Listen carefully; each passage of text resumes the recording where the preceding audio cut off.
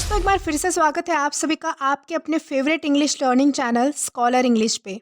मेरा नाम है दीपिका कुमावत और मैं इस चैनल पर वेरियस कॉम्पिटिटिव एग्जाम्स के लिए इंग्लिश सब्जेक्ट टीच करती हूँ।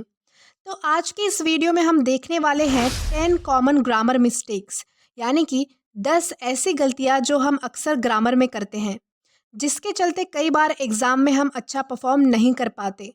तो चलिए आज के इस वीडियो में हम देखने जा रहे हैं कि कौन सी ऐसी वो 10 गलतियां हैं जो हम ग्रामर में अक्सर करते हैं। उन गलतियों को जानकर हम उन्हें सुधारने की कोशिश करेंगे और उनसे होने वाली कन्फ्यूजन को भी दूर करेंगे। तो आज का वीडियो काफ़ी इम्पॉर्टेंट होने वाला है, बने रहिए एंड तक। तो चलिए आइए शुरू करते हैं। तो हमारी सबसे पहले ग्रामर में होने वाली जो मिस्टेक है वो है बिना एपोस्ट्रॉफी वाले इट्स और एपोस्ट्रॉफी वाले इट्स के बीच होने वाली कन्फ्यूजन को लेकर। तो अक्सर क्या होता है कि हमें पता नहीं होता कि बिना एपोस्ट्रॉफी वाले इट्स का कब यूज़ किया जाता है और एपोस्ट्रॉफी वाले इट्स का कब यूज़ किया जाता है। तो चलिए आज इनके बीच का कन्फ्यूज़न दूर कर ही देते हैं। तो दोस्तों, बिना एपोस्ट्रॉफी वाला इट्स जो है वो एक पजेसिव प्रोनाउन है। तो अब मैंने ये तो बता दिया कि इट्स एक पजेसिव प्रोनाउन है, लेकिन पजेसिव प्रोनाउन यानी होता क्या है? तो चलिए इसे भी हम डिटेल में समझ लेंगे ताकि आपको इट्स का यूज़ समझने में आसानी हो। तो पजेसिव प्रोनाउन का मतलब होता है अधिकार जताना। पजेशन मतलब अधिकार या फिर स्वामित्व। तो किसी भी सेंटेंस में पजेसिव प्रोनाउन तब यूज़ किया जाता है जब हमें किसी चीज़ पर हमारा हक या फिर अधिकार जताना हो, बताना हो। और ध्यान रखिएगा, पजेसिव प्रोनाउन नाउन की जगह पर यूज़ होते हैं ताकि यह दिखाया जा सके कि नाउन को दोहराए बिना कोई चीज़ किसकी है। For example, the cat wash its face with its paw, यानी बिल्ली ने अपने पंजे से अपना चेहरा धोया। तो इस सेंटेंस में इट्स यह दर्शाता है कि चेहरा धोने की क्रिया जो है वो बिल्ली ने की है, जो कि एक पजेशन यानी स्वामित्व को दर्शाता है। और एक और बात ध्यान में रखिएगा कि ये जो बिना एपोस्ट्रॉफी वाला इट्स है, जो कि एनिमल्स और थिंग्स के लिए यूज़ होता है, न कि पीपल के लिए। अब हम समझेंगे एपोस्ट्रॉफी वाले इट्स को। तो ये एपोस्ट्रॉफी वाला इट्स जो है वो एक कॉन्ट्रैक्शन है, यानी कि वो एक शॉर्ट फॉर्म है जो दो वर्ड्स को मिलाकर बनाया गया है, जो कि है इट इज़ या फिर it has. For example, it's raining outside. तो आपको पहले पॉइंट से यही याद रखना है कि एपोस्ट्रॉफी के साथ इट्स का यूज़ कभी भी पोजेशन दिखाने के लिए नहीं किया जाता।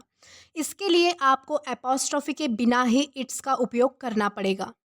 देन हमारी सेकंड जो कॉमन मिस्टेक है वो है एपोस्ट्रॉफिस से रिगार्डिंग। तो हम अक्सर एपोस्ट्रॉफिस का मिसयूज़ करते हैं, जो कि सेंटेंस के मीनिंग को बदल देता है और उन्हें ग्रामेटिकली इनकरेक्ट बनाता है। तो आइए देखते हैं कि एपोस्ट्रॉफिस का मिसयूज़ कैसे होता है। तो हम एपोस्ट्रॉफिस का यूज़ अक्सर प्लूरल फॉर्म बनाने के लिए यूज़ कर लेते हैं, जो कि गलत है, क्योंकि एपोस्ट्रॉफिस का इस्तेमाल प्लूरल बनाने के लिए नहीं किया जाता है। जैसे कि there are many apples in the basket. तो यहाँ आप देख सकते हैं कि अपोस्ट्रोफी का यूज़ किया गया है, जो कि ग्रामेटिकली इनकरेक्ट है। तो हमारा जो करेक्ट सेंटेंस होगा वो कुछ इस तरह से होगा, there are many apples in the basket, जहाँ पे अपोस्ट्रोफी का यूज़ नहीं किया जाएगा। और हमारी दूसरी गलती अपोस्ट्रोफी से रिगार्डिंग अक्सर जो होती है वो ये है कि पजेसिव प्रोनाउन में अपोस्ट्रोफी का यूज़ करना, जैसे कि हर्स एंड देयर्स में एपोस्ट्रॉफी का यूज़ करना, जो कि ग्रामेटिकली इनकरेक्ट है, जबकि इनमें एपोस्ट्रॉफी लगाने की कोई ज़रूरत नहीं होती। देन हमारी थर्ड कॉमन मिस्टेक जो होती है वो होती है मी एंड आई के यूज़ को लेकर। हमें कभी कभी पता नहीं चल पाता कि कहाँ मी यूज़ होना चाहिए और कहाँ आई यूज़ होना चाहिए। तो इसे हमें कंपाउंड सब्जेक्ट और कंपाउंड ऑब्जेक्ट की मदद से समझना होगा। तो सबसे पहले हम कंपाउंड सब्जेक्ट की मदद से समझते हैं। For example, me and John went to the store. ये सेंटेंस ग्रामेटिकली इनकरेक्ट है, जबकि हमारा करेक्ट सेंटेंस होना चाहिए John and I went to the store. क्योंकि जब कंपाउंड सब्जेक्ट में दो या दो से अधिक लोग या फिर कोई चीज़ कोई एक्शन परफॉर्म कर रही है, यानी कि कोई क्रिया कर रही है, तब आई जो है वो हमेशा मी के बाद आता है। आप इसे इस तरह से समझने की कोशिश करिए कि जब आप अकेले अपने बारे में बात कर रहे हो तो आप कहेंगे I went, not me went. तो यही सेम रूल जो है वो कंपाउंड सब्जेक्ट पर भी लागू होता है। अब हम कंपाउंड ऑब्जेक्ट के पॉइंट ऑफ व्यू से समझते हैं। For example, he gave it to John and I. ये सेंटेंस जो है वो ग्रामेटिकली इनकरेक्ट है, जबकि हमारा करेक्ट सेंटेंस है he gave it to John and me, क्योंकि कंपाउंड ऑब्जेक्ट में जब दो या दो से ज़्यादा लोग या चीज़ क्रिया प्राप्त कर रही हो, यानी कोई एक्शन रिसीव कर रही हो, तो मी का यूज़ हमेशा लास्ट में होता है, यानी कि आई के बाद होता है। ऐसा इसलिए है क्योंकि मी जो है वो एक प्रोनाउन का ऑब्जेक्ट फॉर्म है और ऑब्जेक्ट जो है वो वर्ब की एक्शन रिसीव करता है। देन हमारी फोर्थ कॉमन मिस्टेक है हु एंड हुम में होने वाले कन्फ्यूजन से रिलेटेड। तो सबसे पहले समझेंगे हु कब यूज़ होता है। तो बेसिकली हु किसी भी सेंटेंस में सब्जेक्ट के तौर पर यूज़ होता है। वो हमेशा सब्जेक्ट प्रोनाउन को रिप्लेस करता है। सब्जेक्ट प्रोनाउन जैसे कि he, she, they etcetera. For example who made the cake, यानी केक किसने बनाया। तो आप जब जवाब देकर देखेंगे तो आप क्या कहेंगे, ही मेड द केक, यानी कि उसने केक बनाया। तो यहाँ ही को जो है वो हु के साथ रिप्लेस किया गया है, जो कि सेंटेंस में सब्जेक्ट प्रोनाउन था। देन देखेंगे कि हुम कब यूज़ होता है। हुम जो है वो ऑब्जेक्ट के तौर पर यूज़ होता है और ये ऑब्जेक्ट प्रोनाउन को रिप्लेस करता है। ऑब्जेक्ट प्रोनाउन जैसे कि him, her, them etcetera. For example whom did you invite to the party, यानी कि आपने पार्टी में किसे इनवाइट किया है। तो आप जवाब देकर देखो तो आप कहेंगे आपने उससे या फिर उन्हें पार्टी में इनवाइट किया है, यानी कि यू इनवाइटेड हिम, हर और them to the party. Then हमारी फिफ्थ मिस्टेक जो होती है वो होती है ले और लाई, इन दोनों वर्ड्स में कन्फ्यूजन होने के वजह से। तो आइए इन्हें समझते हैं। सबसे पहले है ले। तो याद रखिएगा ले जो है वो एक ट्रांजिटिव वर्ब है जिसे डायरेक्ट ऑब्जेक्ट की ज़रूरत पड़ती है। तो इसके लिए हमें सबसे पहले ट्रांजिटिव वर्ब समझना होगा। ट्रांजिटिव वर्ब वो होता है जिसे डायरेक्ट ऑब्जेक्ट की ज़रूरत पड़ती है और ट्रांजिटिव वर्ब में जो एक्शन करने का काम होता है वो किसी व्यक्ति या चीज़ के प्रति किया जाता है। For example she read a book. यहाँ रीड एक ट्रांजिटिव वर्ब है बिकॉज उसके पास डायरेक्ट ऑब्जेक्ट है जो कि है अ बुक, जो पढ़ने के एक्शन को रिसीव कर रहा है। आई होप आपको ट्रांजिटिव वर्ब समझ आया होगा। तो जैसे मैंने कहा कि ले एक ट्रांजिटिव वर्ब है और इसे डायरेक्ट ऑब्जेक्ट की ज़रूरत पड़ती है और ले का मतलब होता है किसी चीज़ को नीचे रखना। फॉर एग्जाम्पल प्लीज़ ले the book on the table, यानी कि बुक को टेबल पर रख दो। इस कॉन्टेक्स्ट में हम जो है वो ले का यूज़ कर सकते हैं। देन अब है लाई। तो लाई एक इनट्रांजिटिव वर्ब है जिसे डायरेक्ट ऑब्जेक्ट की ज़रूरत नहीं होती। तो इनट्रांजिटिव वर्ब वो होते हैं जिन्हें डायरेक्ट ऑब्जेक्ट की ज़रूरत नहीं होती और उनका मीनिंग सब्जेक्ट के साथ ही कंप्लीट हो जाता है।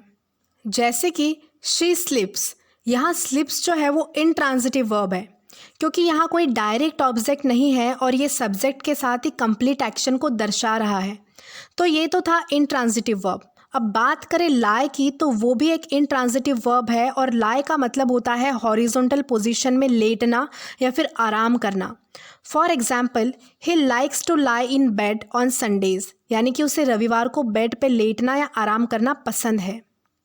देन हमारी सिक्स्थ कॉमन मिस्टेक होती है अफेक्ट और इफ़ेक्ट के यूज़ को लेकर। तो जो अफेक्ट है वो एक वर्ब है जिसका मतलब होता है किसी चीज़ पर प्रभाव डालना। For example the weather affected my mood, यानी कि मौसम ने मेरे मूड को प्रभावित किया, मेरे मूड पर प्रभाव डाला। जबकि इफ़ेक्ट एक नाउन है जिसका मतलब होता है किसी चीज़ का नतीजा। For example the effect of the weather on my mood was noticeable, यानी कि मौसम का मेरे मूड पर असर साफ दिख रहा था। देन हमारी सेवेंथ कॉमन मिस्टेक जो है वो है यूजिंग डबल नेगेटिव्स। तो डबल नेगेटिव तब होता है जब एक ही सेंटेंस में हम दो नेगेटिव एलिमेंट्स का यूज़ करते हैं, जिससे कन्फ्यूजन होता है और सेंटेंस का मीनिंग भी चेंज हो जाता है। और इंग्लिश ग्रामर में डबल नेगेटिव्स एक दूसरे को कैंसल कर देते हैं और पॉजिटिव स्टेटमेंट बन जाता है। For example I don't have no money. ये सेंटेंस जो है वो पूरी तरह से ग्रामेटिकली इनकरेक्ट है। इसका जो करेक्ट स्टेटमेंट होगा वो कुछ इस तरह से होगा, आई डोंट हैव एनी मनी। तो यहाँ आप देख सकते हैं कि हमारे करेक्टेड स्टेटमेंट में सिंगल नेगेटिव डोंट का यूज़ हुआ है, जिससे हमें क्लियर स्टेटमेंट मिल रहा है कि व्यक्ति के पास पैसों की कमी है। देन हमारी एट्थ कॉमन मिस्टेक है using less instead of fewer. तो आइए समझते हैं कि लेस कब यूज़ होता है और फ्यूअर कब यूज़ होता है। तो लेस हमेशा अनकाउंटेबल नाउन्स के साथ यूज़ होता है। जो चीज़ें आसानी से गिनी नहीं जा सकती उनके साथ लेस यूज़ किया जाता है, जैसे कि less water, less money etcetera. और फ्यूअर काउंटेबल नाउन्स के साथ यूज़ होता है। जो चीज़ें आसानी से गिनी जा सके उनके साथ फ्यूअर का यूज़ किया जाता है, जैसे कि fewer cars, fewer books etcetera. Then हमारी 9th कॉमन मिस्टेक जो है वो है misusing who and that. तो हु जो है वो पीपल, एनिमल्स और पर्सोनिफाइड क्वालिटीज़ के लिए यूज़ होता है। For example, the woman who lives next door is a doctor. और दैट जो है वो थिंग्स और एनिमल्स के लिए यूज़ होता है। For example, the book that I read last week was very interesting. Then हमारी 10th कॉमन मिस्टेक है गुड एंड वेल के बीच होने वाली कन्फ्यूजन को लेकर। गुड एक एग्जेक्टिव है जो कि नाउन को डिस्क्राइब करता है, और गुड का मतलब होता है कोई चीज़ हाई क्वालिटी की होना। For example, she is a good student. और वेल एक एडवर्ब है जो कि वर्ब्स, एग्जेक्टिव्स और अदर एडवर्ब्स को डिस्क्राइब करता है, जिसका मतलब होता है कि कोई काम सेटिस्फैक्टरी मैनर में किया जाना। For example, she speaks English well. तो ये तो थी हमारी 10 कॉमन मिस्टेक्स जो हम अक्सर ग्रामर में करते हैं। तो आज के लिए बस इतना ही। अगर आपको वीडियो पसंद आया हो तो do like this video, subscribe the channel and share as much as you can.